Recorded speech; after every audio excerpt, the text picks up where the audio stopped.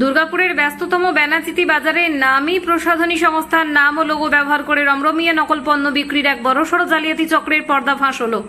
শুক্রবার কলকাতা হাইকোর্টে সুনির্দিষ্ট নির্দেশ মেনে বেনাচিতি বাজারে দুটি বড় কসমেটিক্সের দোকানে দুর্গাপুর থানার পুলিশ এবং আইনজীবীদের একটি বিশেষ প্রতিনিধি দল যৌথ তল্লাশি অভিযান চালায়। এই আকস্মিক অভিযানে দোকান দুটি থেকে বিপুল পরিমাণে জাল ও ক্ষতিকারক রূপটান সামগ্রী বাজেয়াপ্ত করা হয়েছে। পুলিশ ও আদালত সূত্রে খবর, দেশের একাধিক নামী কসমেটিক্স ব্র্যান্ডের নামে বাজারে নকল সামগ্রী বিক্রির অভিযোগে প্রথমে বম্বে হাইকোর্টে একটি মামলা দায়ের করা হয়েছিল। আদালতের নির্দেশে সংস্থার প্রতিনিধিরা সাধারণত ক্রেতা সেজে ছদ্মবেশে বাজারে ঘুরে জালিয়াতির সত্যতা হাতে নাতে প্রমাণ করেন। এরপর বিষয়টি কলকাতা হাইকোর্টের নজরে আনা হয়। আদালতের তল্লাশি নির্দেশ দেয়। কলকাতা হাইকোর্টের বার কাউন্সিলের সদস্য দীপ্তনীল হাজরা জানান, ক্রেতাদের সঙ্গে প্রতারণা রুখতে এই কড়া পদক্ষেপ নেওয়া হয়েছে এবং উদ্ধার হওয়া সমস্ত নকল সামগ্রী আইনি প্রক্রিয়ায় অংশ হিসেবে আদালতে পেশ করা হবে। এই ঘটনায় এলাকায় তীব্র চাঞ্চল্য ছড়িয়েছে।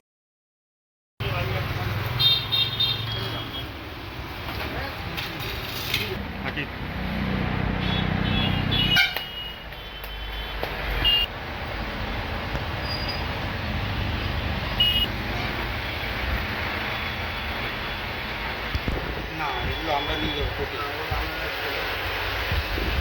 এখানে সব ছিলাম।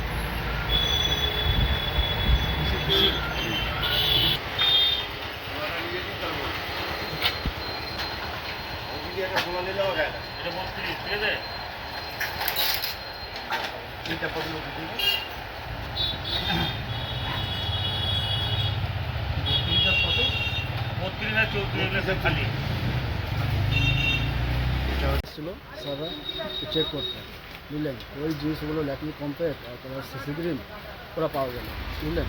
আমরা জানি না, বাস ওখান দিয়ে নিয়ে আসলাম, আমরা ওখান দিয়ে নিয়ে আসে ওরা দিয়েছে, ডিস্ট্রিবিউটর হয়েছে, তো মালুম নেই লেকে আয় রেসিপি করকে আমরা সাইড করে রেখে দিয়েছিলাম কি ওটা ওয়াপস করবো।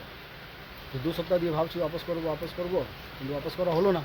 জাস্ট এখানে রেড মেরে দিয়েছে, আসলো স্যাররা দেখলো ওই কম্প্যাক্ট 7খানা আর সিসি ক্রিম ওই তোমার 12-13খানা সিসি ক্রিম পাওয়া যাচ্ছে। ওই নেক্সট টাইম দেখবো, কোর্টে দেখেছে যাওয়া হবে, কথা হবে, কিন্তু এই জিনিসটা ওয়াপাস করার বলেছিলাম, যা জিনিসটা আছে গল্পটা। মানে তোমরা আগে বুঝতে পারো? না বুঝতে পারি না, জিনিসটা বুঝতে পারি না কি আছে না আছে, বলেছিলাম না, বুঝতে গেছিলাম, সাইডে রেখে দিয়েছিলাম।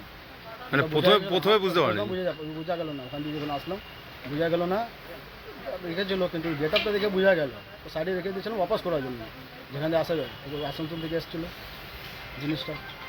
আপনার নাম? আমির খান। আমি হাইকোর্টে একটা কেসের ভিত্তিতে আছি, আমি কোর্ট বিষয়ে দীপ্তনীল হাজরা। হ্যাঁ, কোথা থেকে এসেছেন? কি বোম্বে হাইকোর্টে একটা কেস হয়, সেখান থেকে আমি নিযুক্ত হই অ্যাজ এন কোর্ট রিসিভার। আমি কোর্ট রিসিভার দীপ্তনীল হাজরা।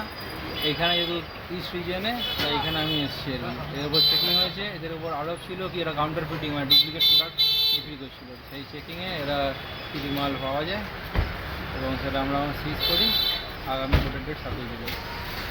বলছি, এছাড়া কি আর এখানে দোকানে কি এমনি একটাই দোকান না আর কোনো দোকানও গেছে? দুটো দোকান। আচ্ছা, বেনাচিতি বাজারে দুটো দোকান চিহ্নিত হয়েছে, আরও ইনভেস্টিগেশন চলছে।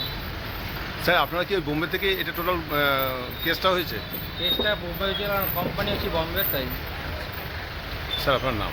দীপ্তনীল হাজরা। কতজনের টিম এসেছেন? 3 জনের। আপনারা কি বোম্বে থেকে এসেছেন না কলকাতা? না, আমি কলকাতা থেকে হাইকোর্ট দ্বারা। Thank you.